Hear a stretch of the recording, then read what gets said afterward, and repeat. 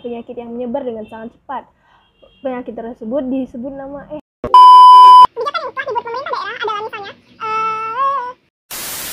Sebagai seorang warga negara, kita juga harus ikut andil dalam melawan keuangan.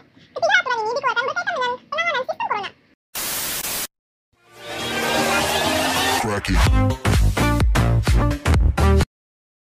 Assalamualaikum warahmatullahi wabarakatuh. Hai semuanya, welcome to my video.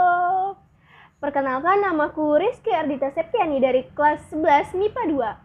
Hari ini aku bakal ngebahas tentang pentingnya persatuan dan kesatuan demi menghadapi pandemi corona. Selamat menyaksikan. Sejak akhir tahun 2019, warga dunia digemparkan oleh suatu wabah virus yang menyebar dengan sangat cepat. Virus tersebut bernama corona. Corona menyebar melalui tetesan kecil dari hidung atau mulut penderita saat batuk dan bersin, yang kemudian jatuh ke benda lain dan disentuh oleh tangan orang yang sehat. Sampai saat ini, terdapat sekitar 1,5 juta kasus positif corona di seluruh dunia dan 2.900 diantaranya berasal dari Indonesia. Sejauh ini, pemerintah di Indonesia, baik pemerintah daerah maupun pemerintah pusat, telah memberlakukan berbagai kebijakan. Kebijakan yang dibuat oleh pemerintah daerah, contohnya seperti berlakunya local lockdown di Kota Tegal dan Kota Tasikmalaya, serta dibentuknya tim gerak cepat oleh pemerintah Kabupaten Aceh Utara. Pemerintah pusat pun sudah memasang thermal scanner di pintu masuk negara, baik darat maupun laut, menyediakan lebih dari 200 rumah sakit rujukan corona, serta menghimbau agar masyarakat melakukan social distancing dan physical distancing.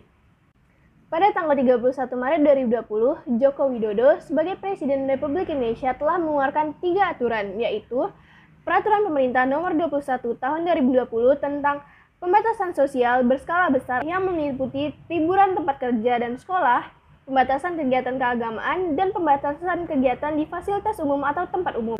Kemudian ada Keputusan Presiden atau Kepres 11 tahun 2020 tentang penetapan kedaruratan kesehatan masyarakat dan Peraturan Pengganti Undang-Undang atau Perpu 1 tahun 2020 tentang kebijakan keuangan negara dan stabilitas sistem keuangan. 3 aturan ini dikeluarkan terkait dengan penanganan virus corona. Sebagai seorang warga negara, kita juga harus ikut andil dalam melawan pandemi ini. Cara yang utama yang bisa kita lakukan ialah menuruti kebijakan yang telah dibuat oleh pemerintah. Kita harus percaya bahwa kebijakan yang telah dibuat oleh pemerintah telah dipikirkan secara matang dan berguna untuk kebaikan kita.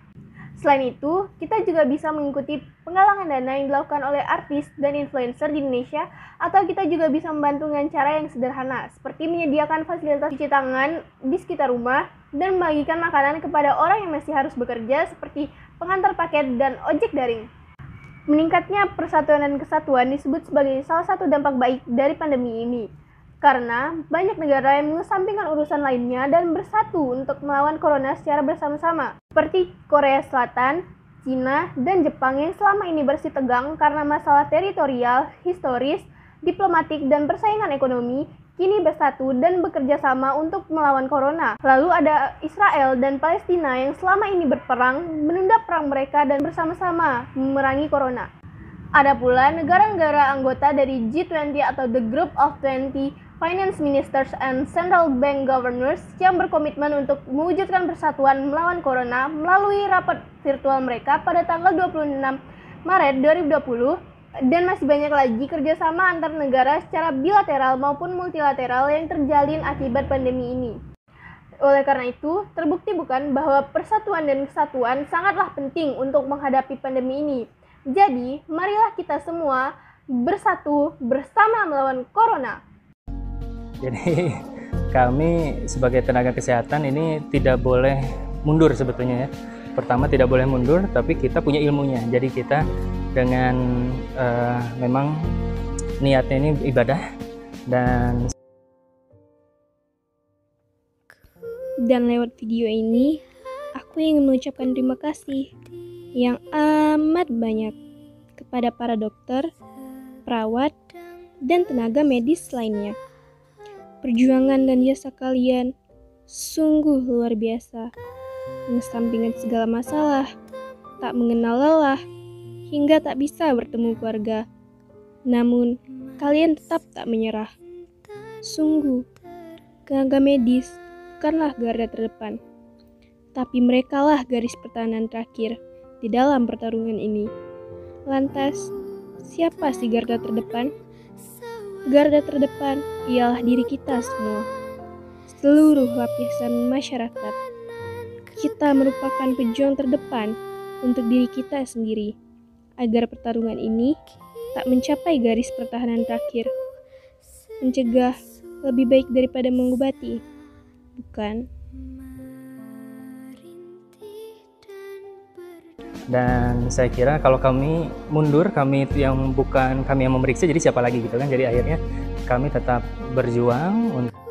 Untuk aparat pemerintahan, kalian juga berjasa.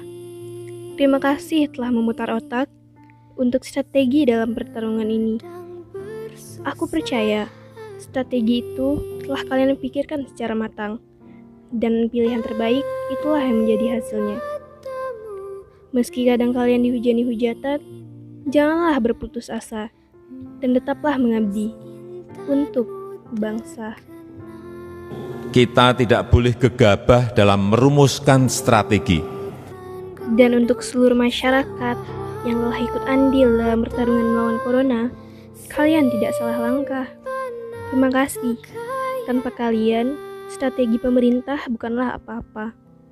Tetaplah percaya bahwa kita bisa bertahan hingga pertarungan ini berakhir. Tenaga medis dan pemerintah membutuhkan peran kita. Jadi, ayo kita bersama-sama bertarung melawan corona.